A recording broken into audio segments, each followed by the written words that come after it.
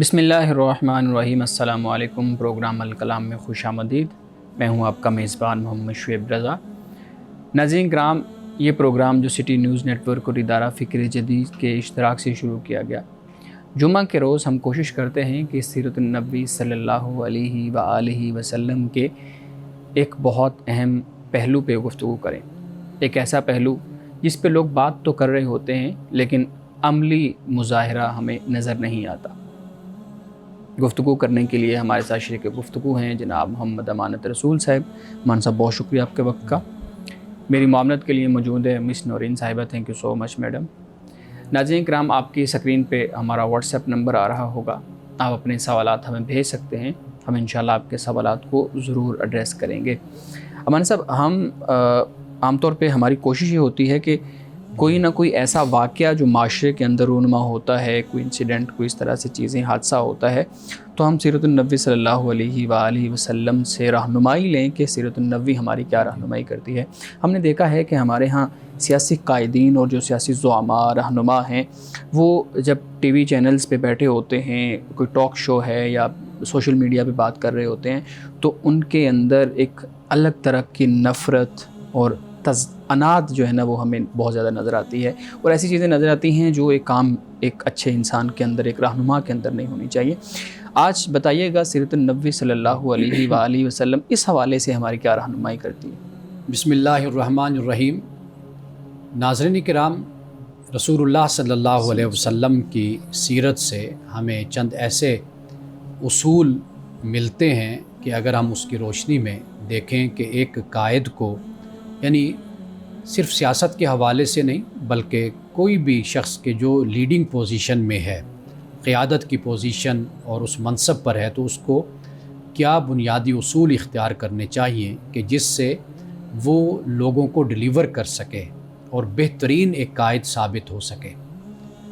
रसूलुल्लाह सल्लल्लाहु अलैहि वसल्लम की सीरत का जब हम मुताला करते हैं तो हमें एक बात कुरान मजीद ने भी उस बारे में बताया, वो था शुराइयत का तसव्वुर, यानी मशवरा करना।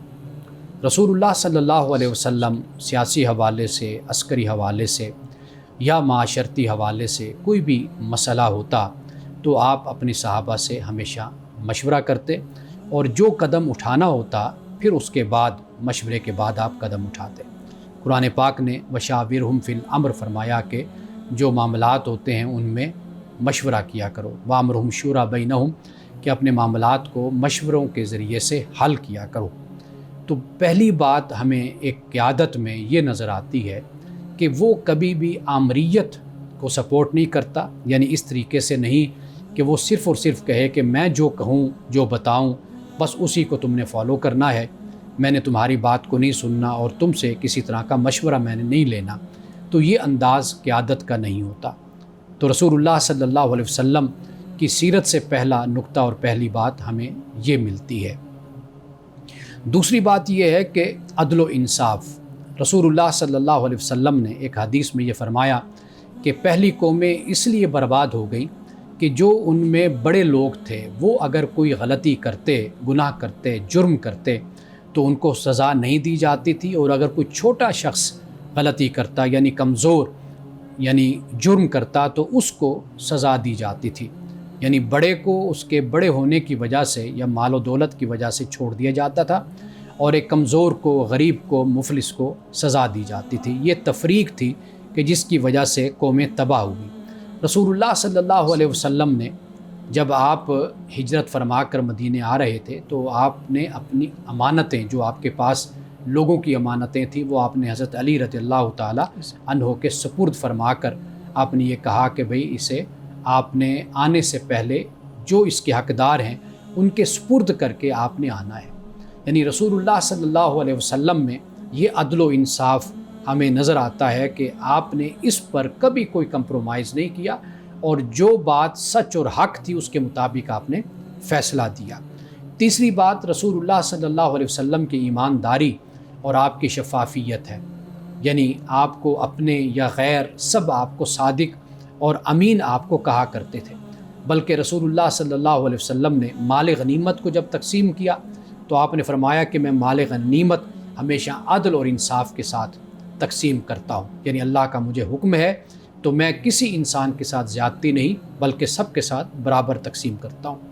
اسی طرح قیادت کی ایک اور خوبی اور ایک اصول آپ کہہ لیجئے وہ یہ ہے کہ رحمت ہے، تحمل ہے، نرمی ہے، یہ قیادت میں ہونا بہت ضروری ہے۔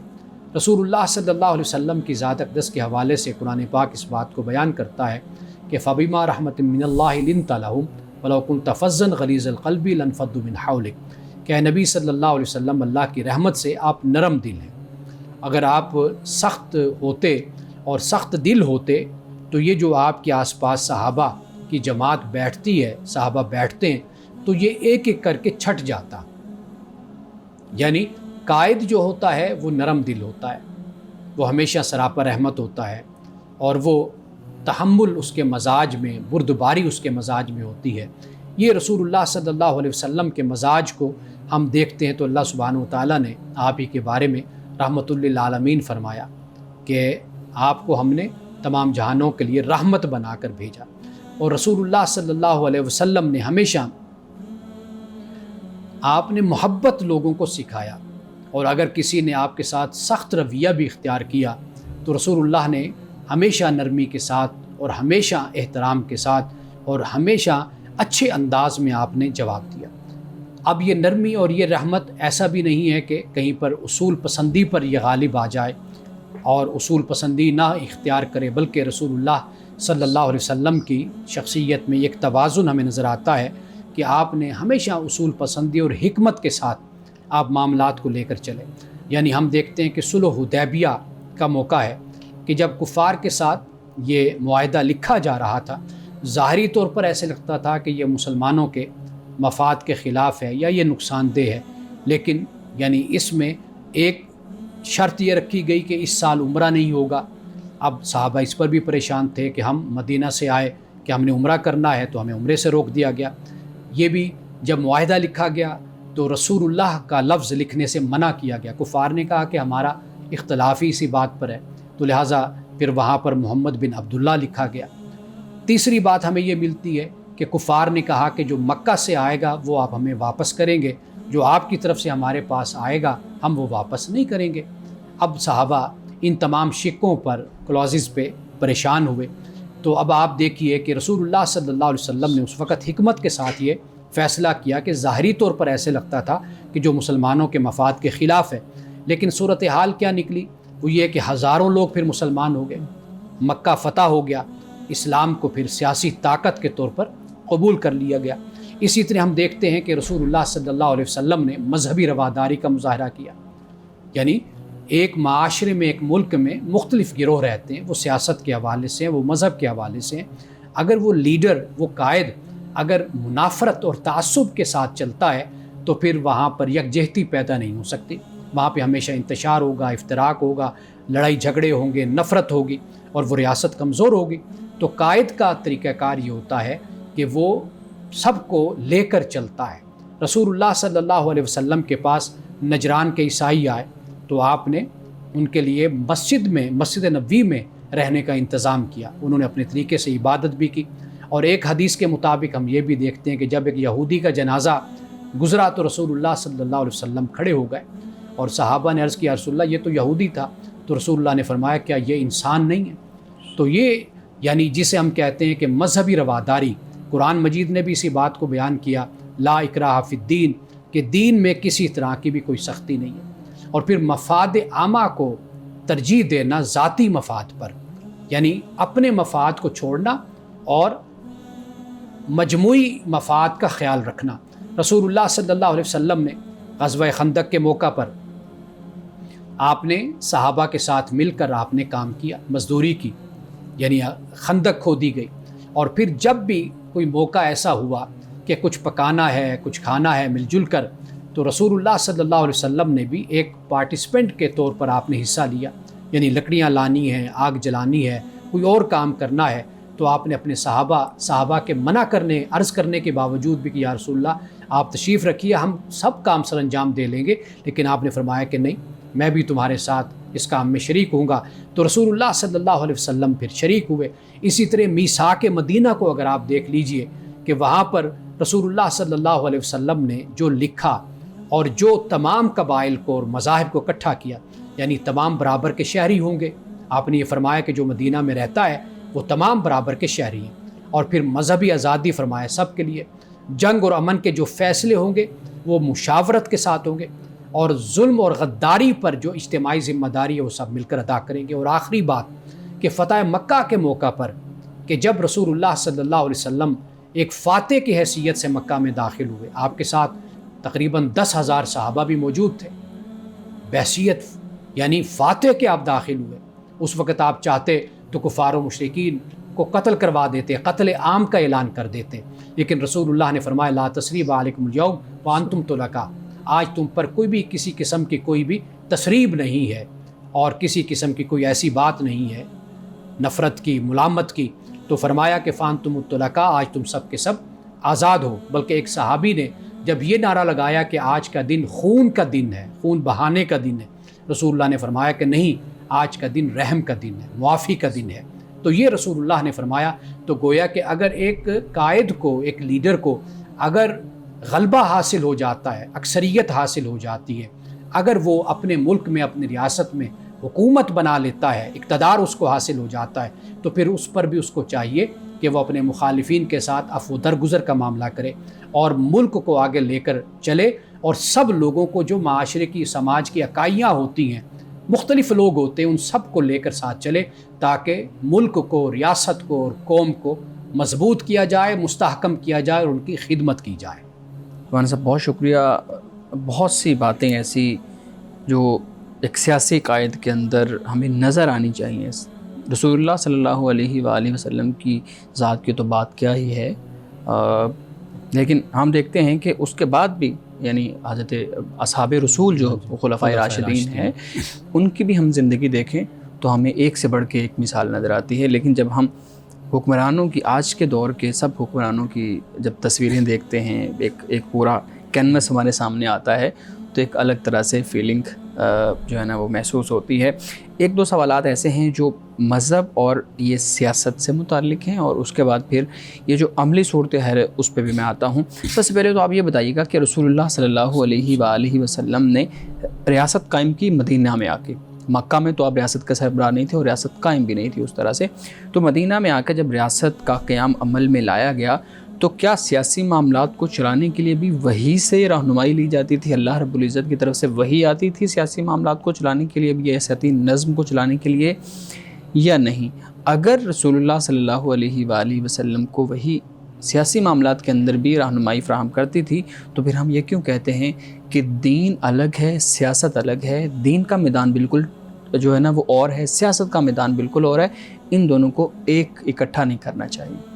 اچھا، آپ نے جہاں سے بات شروع کی نا، تو میں سب سے پہلے تو وہاں سے چاہوں گا کہ بات کو شروع کروں۔ جی، وہ یہ ہے کہ رسول اللہ صلی اللہ علیہ وسلم جب آپ مدینہ تشریف لائے، اور جو ریاست کا لفظ ہم استعمال کرتے ہیں یہ لفظ آج کی پیداوار ہے۔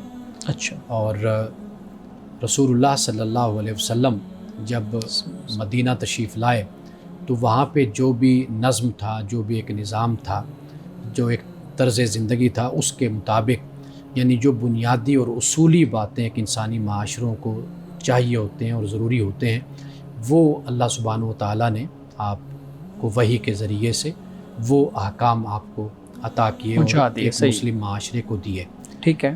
اور جو بات آپ نے کہی، دیکھیے کہ صحابہ کرام رضوان اللہ تعالی علیہم مجمعین اور رسول اللہ صلی اللہ علیہ وسلم کی یہ تربیت یافتہ جماعت ہے، خلفائے راشدین خاص طور پر۔ بے شک بے شک۔ اور ہم اپنے ہاں مختلف نعرے لگاتے ہیں، بلند کرتے ہیں، مذہبی جماعتوں کی طرف سے بھی ہوتے ہیں کہ اسلامی نظام یا اس طرح کر کے مختلف نظام شرعی نظام استعمال کرتے ہیں، شریعت کو نافذ کرنا بات کر رہے ہیں یا مصطفی نظام کی بات کرتے ہیں۔ اصل بات یہ ہے کہ رسول اللہ صلی اللہ علیہ وسلم نے افراد سازی کی، لوگوں کو تیار کیا تھا۔ صحیح، ٹھیک۔ یعنی اب آپ دیکھ لیجئے کہ مدینہ میں وہ تمدن تو نہیں تھا نا جو آج کا تمدن ہمیں نظر آتا ہے۔ بالکل ایک سادہ زندگی تھی، قبائلی زندگی تھی، ایک دیہی زندگی تھی، اس میں تھے، لیکن جو لوگ تیار کیے گئے تھے ان لوگوں نے اصل میں ڈیلیور کیا تھا اس ماحول میں بھی، اس ماحول میں اچھا ڈیلیور کیا۔ بالکل۔ اب رسول اللہ صلی اللہ علیہ وسلم کی ذات اقدس کے حوالے سے سیرت کے جن پہلوؤں کو ہم نے بیان کیا ہے یہ ہمیں صحابہ کی حیات میں خلفائے راشدین میں نظر آتے ہیں. بالکل واضح نظر آتے ہیں. اصل جو چیز ہوتی ہے وہ یہ ہے کہ بھئی امارات اتنی حیثیت نہیں رکھتے کہ آپ یہ کہیں کہ قانون بنا دیا جائے. آپ یہ کہیں کہ لوگ ایسے تیار کیے جائیں کہ نظام دیں، قانون بنائیں، معاشرے کو اس مقام تک لے کر جائیں کہ جہاں پہ امن ہے، سلامتی ہے، ترقی ہے.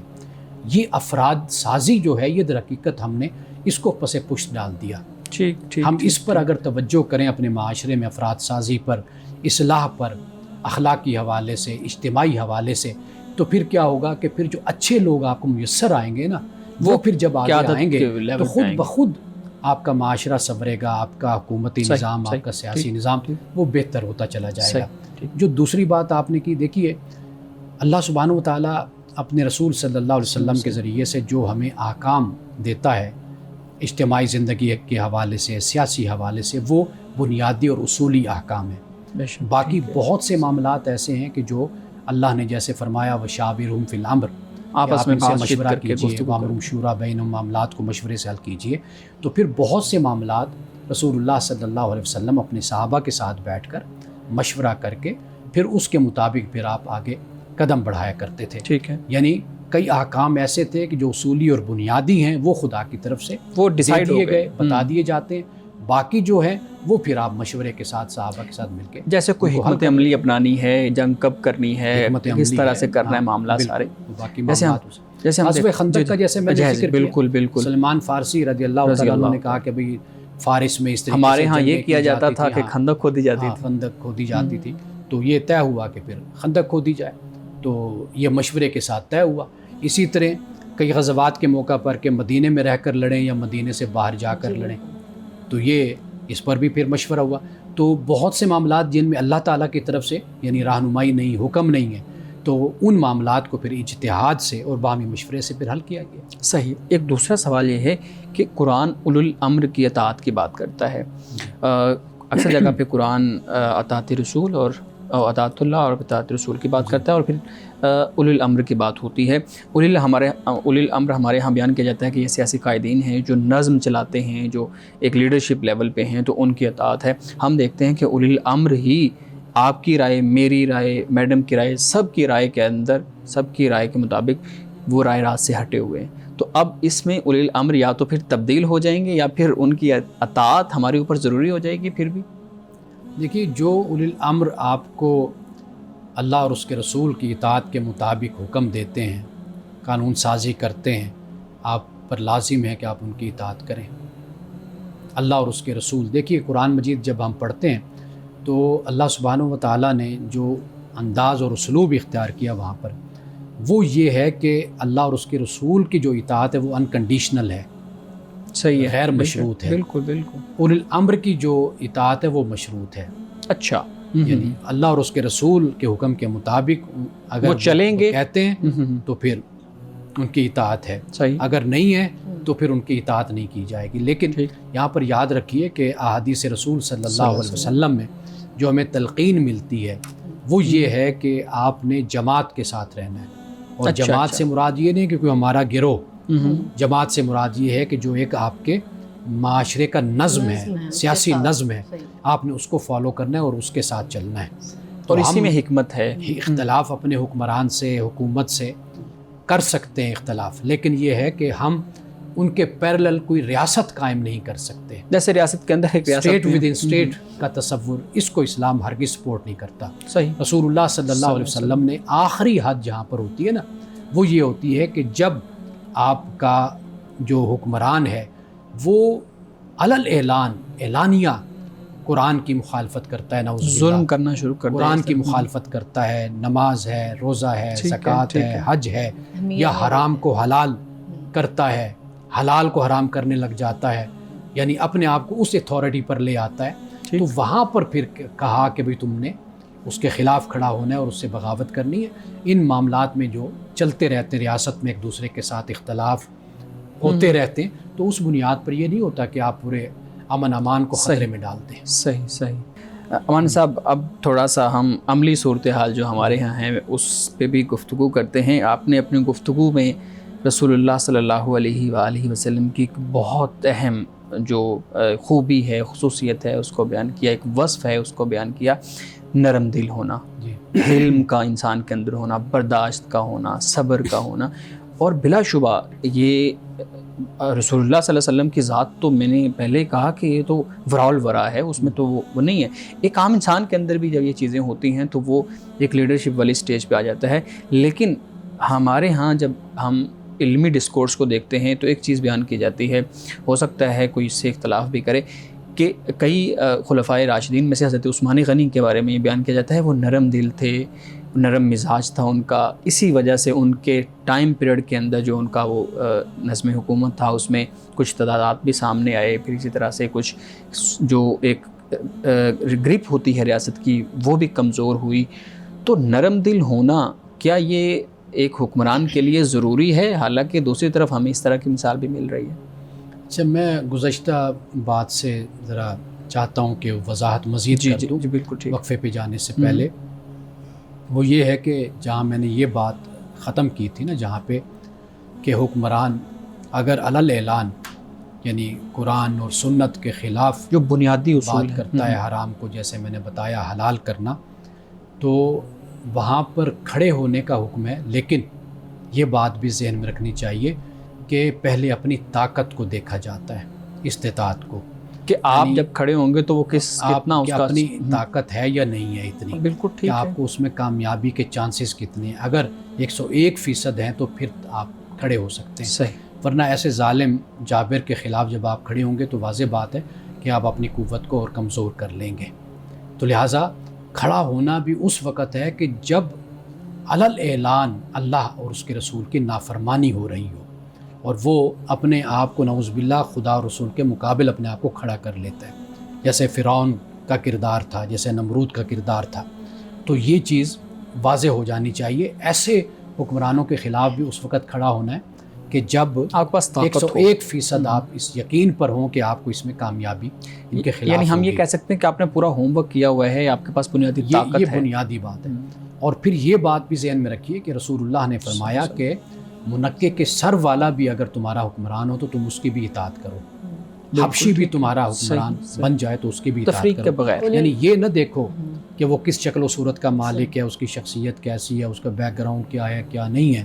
یہ نہیں ہے. اصل چیز کیا ہے؟ اس کا کردار، اس کا اخلاق، اور پھر یہ کہ وہ تمہارا بڑا بنا دیا گیا ہے. ٹھیک ہے. تو لہٰذا اس بڑے کی، اس امیر کی تم نے اطاعت ہر صورت میں کرنی ہے. صحیح. جی میڈم آپ سوال کرنا چاہ رہے تھے. امیر کی بھی بات ہو گئی یا اولو الامر کی جیسے پہلے بات ہو رہی تھی، تو جیسے اب ہمارے پاس کچھ سالوں پہلے سے ایک کرائٹیریا تھا حکمران وہ الیکشن کے لیے وہی کھڑا ہو سکتا ہے جس نے گریجویشن کی بھی ہو. تو اسلامی حوالے سے اگر ہم دیکھیں کہ قرآن و سنت کی تعلیمات سے معترف، مطلب اس کے ساتھ سارا وابستگی ہونا ایک رہنما کی، یہ کس قدر ضروری چیز ہے؟ تبھی تو اس کے لیے فیصلہ کرنے میں اور فیصلہ لینے میں، مشاورت کرنے میں، قانون سازی میں، یعنی یہ کتنی ضروری چیز ہے. گریجویشن تو اپنی جگہ، لیکن یہ جو ہماری بیس ہے ایک مسلمان کی، اس کو قرآن و سنت کا بنیادی علم کتنا ہونا ان کے لیے کہ ان کا جاننا ضروری ہے. دیکھیے، بنیادی بات عوام کی تائید ہے، عوام کا ووٹ ہے، جی، عوام کا الیکشن میں منتخب کرنا ہے. یہ بنیادی بات ہے. بس اب اس کے بعد آپ اپنے معاشرے کو جب ایجوکیٹ کریں گے، آپ اپنے معاشرے کو بہتر کریں گے، تو آپ ہی میں سے لوگ اچھے منتخب ہو کر آگے جاتے ہیں. یہ جو ڈائیکوٹمی ہمارے ہاں قائم کر دی جاتی ہے نا، ہم یہ تقاضا کرتے ہیں کہ ہمارا معاشرہ سماج جیسا بھی ہو لیکن اوپر جو جانے والا ہو وہ بڑا پارسا، بڑا ایماندار، بڑا نیک ہو. تو ایسا نہیں ہوتا. یہ 80 سال میں پاکستان کی تاریخ میں یہ سارے نسخے انداز ہم نے آزمائے ہوئے ہیں. اس کا فائدہ تب ہوگا کہ جب آپ اجتماعی طور پر اپنے معاشرے پر محنت کرتے ہیں. اہل علم، اہل دانش جب لوگوں کو ایجوکیٹ کرتے ہیں، معاشرے کو تعلیم یافتہ بناتے ہیں، تربیت کرتے ہیں، تزکیہ و تطہیر کرتے ہیں، پھر اسی معاشرے میں لوگ آگے بڑھ کر اوپر جاتے ہیں. تو لہٰذا یہ اس طرح کی امیدیں پالنا کہ جی معاشرہ جیسے بھی گمراہی میں، بد اخلاقی میں، پستی میں، جہالت میں ڈوبا ہوا ہو، گرا ہوا ہو، لیکن اوپر ہمارے اچھے لوگ جانے چاہیے. تو وہ اچھے بھی اوپر چلے بھی جائیں گے نا بیچارے، پھر ان کے ساتھ جو سلوک ہوگا وہ بھی بہت برا ان کے ساتھ سلوک اور ہوگا. ہم نے تو دیکھا بھی لہٰذا ہے بڑے لوگوں کے ساتھ. اس چیز کو بس اہمیت دی جانی چاہیے کہ آپ اپنے معاشرے کو جتنا ہو سکے ایجوکیٹ کریں، اپنے معاشرے کو فوکس کریں. یہاں سے جو لوگ اوپر جائیں گے تو اسی طرح کا ہی اسلام اور اسی طرح کا کلچر، اسی طرح کا اخلاق جو ان سا ہے وہ آپ کے سامنے ظاہر اچھا ہوگا. ایک اور چیز ہے کہ اگر مثال کے طور پہ اسی چیز کو ہم دیکھیں کہ ہم یہ چاہتے ہیں ہم یعنی بطور عوام ہم جیسے بھی ہوں ہمارا لیڈر اچھا ہونا چاہیے اخلاقی سے. لیڈر اگر اچھا ہے، منصف بھی ہے اور بڑا کوالٹی والا بھی ہے، ایماندار، اب وہ جو فیصلے کرے گا، فیصلے تو اس نے کرنے عوام کے لیے. عوام جو ان سی ہے وہ اس کے کردار کوئی نہیں ہے، وہ ایکسیپٹ کریں گے، وہ کہیں گے پھر یہ اس کے خلاف ہو جائیں گے. اور ماضی میں ہم اسلامی دیکھیے اس کا کوئی کرائیٹیریا اس طرح نہیں ہوتا کہ ہم کسی کو اس سانچے میں پورا ڈھال کر تیار کر کے پھر ہم اوپر اس کو بھیجیں. طریقہ یہی ہوتا ہے کہ آپ ہی کے معاشرے سے لوگوں نے تیار ہونا ہے. آپ اپنے معاشرے پہ محنت کریں. بالکل. ہم نے اپنے 80 سال میں تقریباً ہم نے اس پر چونکہ کام نہیں کیا. ہم ہر کوئی سیاست کرنا چاہتا ہے، کوئی بھی اپنی ذمہ داری کو نبھانا نہیں چاہتا. یعنی صحافی کا کام کیا ہے، اہل دانش کا کام کیا ہے، دانشور کا کام کیا ہے، استاد کا کام کیا ہے، ایک عالم دین کا کام کیا ہے. جب ہم اپنے معاشرے پر ہی توجہ نہیں کرتے تو پھر ریفارم نہیں کرتے معاشرے کو، تو واضح بات ہے کہ پھر یہی کہیں تلچھٹ جو ان سا ہے وہ اوپر جاتا ہے، وہی کچھ آپ کو نظر آئے گا. ہاں اگر آپ عوام کی رائے کو دبا کر سب کچھ ختم کر کے اگر آپ کسی اور طریقے سے لانا چاہیں گے، وہ تجربے بھی ہو چکے ہیں اس ملک میں، تو اس کے جو نتائج ہیں وہ بھی ہم نے دیکھے ہیں. ایک اعتراض ہمارے ہاں بہت بڑے لیول پہ یہ کیا جاتا ہے جی کہ مذہبی سیاسی جماعتیں ہیں وہ ہر تیسرے دن کھڑی ہو جاتی ہیں، کوئی دھرنے کے لیے، کوئی احتجاج کے لیے. ہر ایک شخص کی اپنی مرضی ہے. کوئی کہتا ہے جی مذہبی اقدار کی پاسداری ہونی چاہیے، کوئی کہتا ہے جی قوانین کے اندر مذہب فالو نہیں ہو رہا، کوئی کہتا ہے جی غیر اسلامی قوانین بن گئے ہیں. اس میں سے بھی ہم دیکھیں تو کچھ آدھے کہتے ہیں جی یہ اسلامی ہے، آدھے کہتے ہیں جی غیر اسلامی ہے. اور اس تناظر میں ایک بڑا اعتراض یہ کیا جاتا ہے کہ یار یہ مذہبی لوگوں کو سیاست میں آنا ہی نہیں چاہیے. یہ مذہبی لوگ قرآن و سنت کے لیے، مسجد کے لیے، ممبر کے لیے، مدرسہ کے لیے ہوتے ہیں، ان کا کام ہی نہیں ہے سیاست میں آنا. تو یہ کیوں پھر وہ اس طرح کے لفظ استعمال کیے جاتے ہیں، یہ کیوں پنگا لیتے ہیں، اس طرح کے لفظ بھی استعمال کیے جاتے ہیں؟ دیکھیے بات یہ ہے کہ پاکستان کا آئین سب سے پہلے ہمیں یہی بتاتا ہے کہ قرآن و سنت کے مطابق قانون سازی ہوگی، قرآن و سنت کے خلاف قانون سازی نہیں ہوگی. ٹھیک ہے. اب اس سے آگے جب چلتے ہیں ہم، تو اصل جو بات ہے وہ یہ ہے کہ جب کوئی قانون بن جاتا ہے تو آپ پر لازم ہے کہ آپ اس کی اطاعت کریں. ٹھیک ہے. آپ اس کے مطابق اختلاف ضرور رکھیں، آپ اپنا اختلاف بیان کرتے رہیں، وہ اسمبلی میں ہیں، باہر ہیں، جہاں بھی ہیں، آپ اصلاح کی کوشش کرتے رہیں، اختلاف اپنا رکھیں. لیکن جو قانون بن گیا تو قانون سازی کرنے والے بھی مسلمان ہیں جو بیٹھے ہوئے ہیں، عدلیہ میں بھی مسلمان بیٹھے ہوئے ہیں، ہمارے اداروں میں اسلامی نظریاتی کونسل ہے وہ بھی بالکل علماء پر مشتمل ہے، وہ سپورٹ کرتی ہے، قانون سازی میں تعاون کرتی ہے، اپنی سفارشات بھیجتی ہے. تو لہٰذا ہمیں نعوذ باللہ اس طرح کے فتوے اور اس طرح کی رائے رکھنا کہ ہم ہی مسلمان ہیں اور ہم ہی سمجھتے ہیں کہ جو ہم کہتے ہیں یہ اسلام ہے، باقی جو دوسرا کہتا ہے وہ اسلام نہیں ہے. ہاں یہ ہو سکتا ہے کہ میری فقہ کے مطابق یہ قانون سازی نہیں ہوئی، دوسرے کی فقہ کے مطابق یہ قانون سازی ہو گئی ہے، اس پہ اختلاف ہو سکتا ہے. لیکن اس کو اسلام اور غیر اسلام میں تقسیم کرنا، اسلام اور مخالف اسلام میں، تو میرا خیال ہے کہ یہ درست انداز فکر نہیں ہے.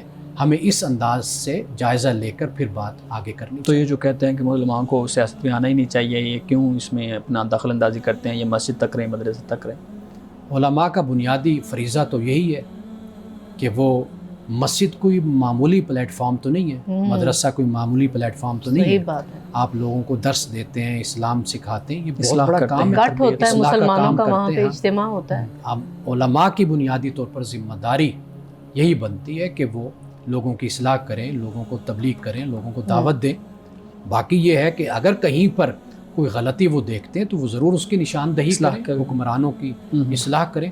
اگر وہ فریق بن جائیں گے تو معاشرے میں پھر ان کی وہ عزت، وہ وقار قائم نہیں رہے گا. صحیح.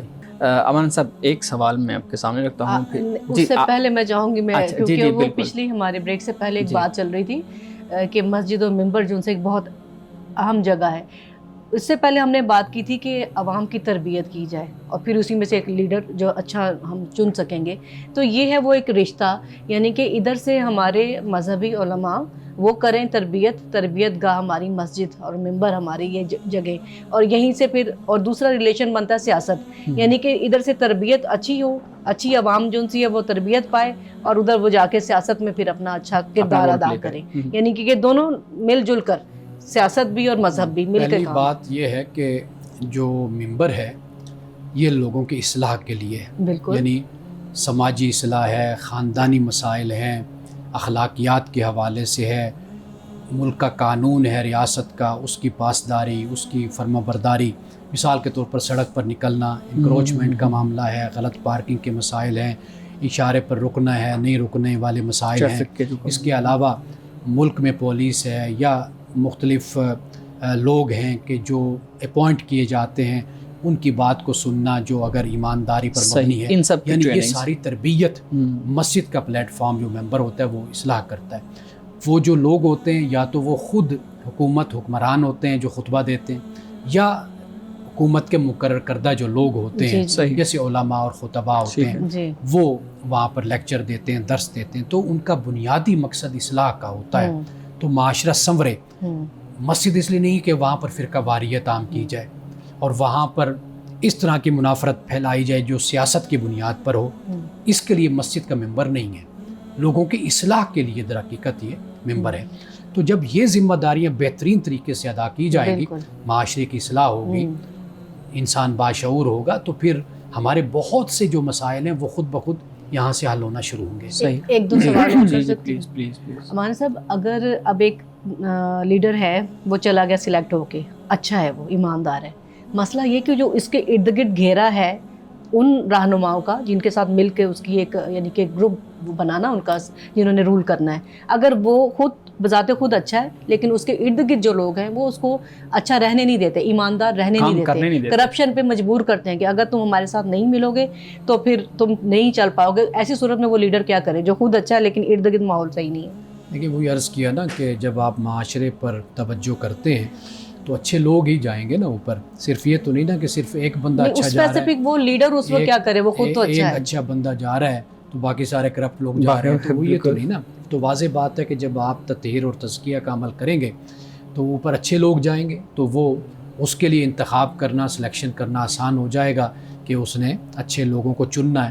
وہ پھر کیٹاگرائز کرے گا, دیکھے گا کہ کس کو پہلا نمبر ہے, کس کا دوسرا ہے, وہ نظم پورا بنائے گا. اس حساب سے وہ اپنا ایک کیبنٹ کہہ لیں جی, یا اپنی ایک جماعت ہے وہاں پر وہ اس کو پھر وہ متشکل کرے گا. اور ہم نے دیکھے ہیں بہت سے لوگ اس طرح سے کام بھی کر رہے ہوتے ہیں معاشرے کے اندر. یہ بتائیے گا کہ جب ہم اصحاب رسول کی بات کرتے ہیں, خاص طور پہ سیاست کے میدان میں خلفائے راشدین کی بات کرتے ہیں, تو سب سے پہلی جو چیز ہمارے ہاں علماء کی طرف سے, پبلک کی طرف سے بیان کی جاتی ہے وہ یہ ان کا معیار زندگی.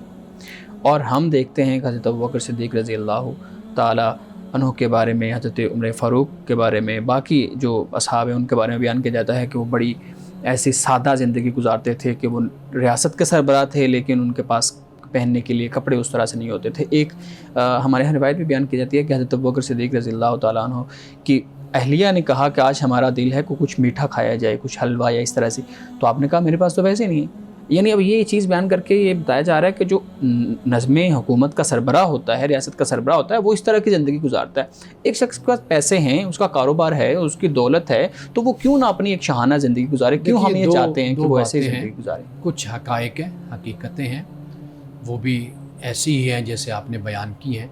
کچھ یہ ہے کہ ہمارے ہاں غلو بھی کیا جاتا ہے, مبالغہ بھی کیا جاتا ہے. یعنی مثال کے طور پر سیدنا عثمان غنی رضی اللہ تعالیٰ عنہ مالدار تھے اور آپ کے پاس بہت مال تھا, تجارت کاروبار آپ کرتے تھے, اور اسی طرح اور بہت سے صحابہ تھے کہ جن کو اللہ تعالیٰ نے بڑا نوازا ہوا تھا.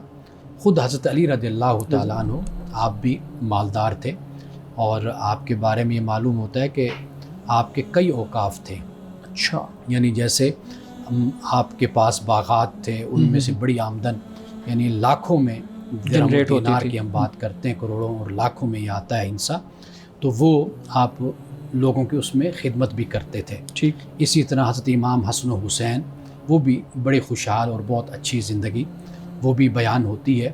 لیکن یہ ضرور بات ہمیں نظر آتی ہے کہ ان بڑے لوگوں میں، ان مقدس ہستیوں میں یہ ہے کہ مال دولت بھی ہے، سب کچھ ہے، لیکن پھر بھی دل خدا کی طرف متوجہ، یعنی ایسے نہیں کہ آج کے مالداروں کی طرح نماز چھوٹ گئی یا خوف خدا چلا، خوف خدا بھی ساتھ ہے، خدمت خلق کا بھی کام ساتھ ہے، تہجد گزاری بھی ہے، یعنی کہ مالداری یہ بھی ساتھ ہے، ایسا نہیں کہ نہیں ہے۔ تو لہٰذا ہمیں جو معیار دیا جاتا ہے نا اللہ کے رسول کی طرف سے، قرآن کی طرف سے، وہ یہ ہے کہ آپ مال ہے، آپ کے پاس دولت ہے، سب کچھ ہے، یہ کوئی عیب والی چیز نہیں ہے، یہ ہو، لیکن آپ فرما برداری اللہ اور اس کے رسول کی، اس کے تحت آپ اپنی زندگی گزاریں، ظلم اور زیادتی نہ ہو، تکبر نہ ہو، عاجزی اور انکساری ہو، خدمت خلق ہو، یہ کام ساتھ ساتھ ہوں۔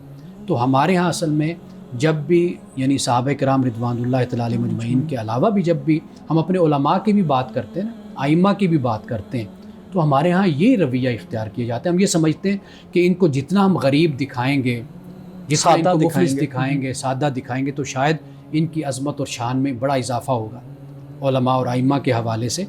حالانکہ آپ یہ دکھائیں کہ وہ کاروبار بھی کرتے ہیں، مال بھی ہے، تجارت بھی ہے، سب کچھ ہے، لیکن اس کے ساتھ پھر خدا ترسی بھی ہے، انفاق فی سبیل اللہ بھی ہے، یہ در حقیقت اصل ان کا مقام و مرتبہ ہے۔ مولانا صاحب حدیث مبارکہ بیان کیجیے گا۔ حضرت عبادہ بن صامت روایت کرتے ہیں کہ رسول اللہ صلی اللہ علیہ وسلم نے فرمایا ان افضل الایمان، کہ جو افضل ایمان ہے وہ کیا ہے؟ فرمایا کہ ان تعلم ان اللہ معک حیث کنت، کہ تو یہ جان لے کہ تیرے ساتھ اللہ ہے جہاں بھی تو ہو، جس جگہ بھی تو ہے، تو اس بات کا یقین کر لے، اس بات کو مان لے کہ وہاں پر تیرے ساتھ تیرا خدا ہے۔ تو فرمایا کہ یہ در حقیقت افضل ایمان ہے۔ ناظرین کرام، اس دعا کے ساتھ اپنے پروگرام کا اختتام کریں گے۔ اللہ رب العزت حسن کلام اور تاثیر کلام عطا فرمائے، ہماری زبان کی گروں کو کھول دے اور سننے والوں تک خیر کا پیغام پہنچے۔ اجازت دیجیے، خدا حافظ۔